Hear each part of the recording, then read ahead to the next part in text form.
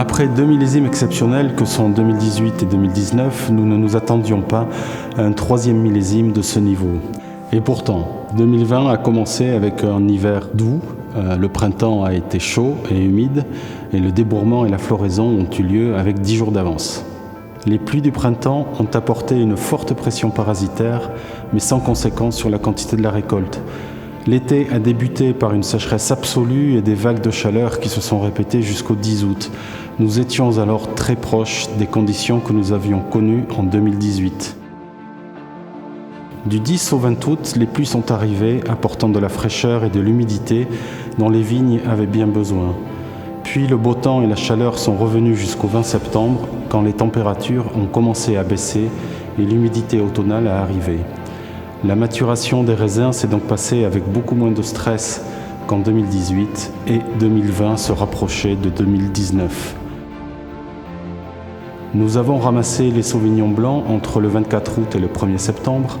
Les conditions climatiques ont permis une très bonne maturité des raisins sans la concentration et l'alcool apportés par des étés très secs, mais avec la complexité, l'intensité aromatique et la fraîcheur des grands millésimes.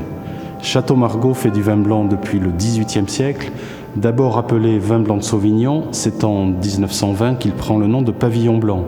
Nous sommes heureux que pour fêter les 100 ans du pavillon blanc du Château Margaux, la nature nous ait offert la possibilité de faire un vin exceptionnel. Les rouges ont été ramassés entre le 10 et le 30 septembre dans d'excellentes conditions permettant de terminer la maturation des raisins en douceur. Le 2020 a pu bénéficier d'un temps très favorable avec une alternance de chaleur et de fraîcheur, ainsi qu'une alternance de pluie et de périodes très sèches, tout cela dans un contexte de millésime très précoce. Le style de 2020 est donc moins dans la concentration de 2018 et plus dans l'équilibre, l'onctuosité qui a caractérisé 2019, mais avec plus d'intensité. Le duo 2019-2020 nous rappelle le duo 2009-2010. Les vins de 2020 sont tellement excitants qu'on en oublierait presque que cette année restera également comme celle du Covid.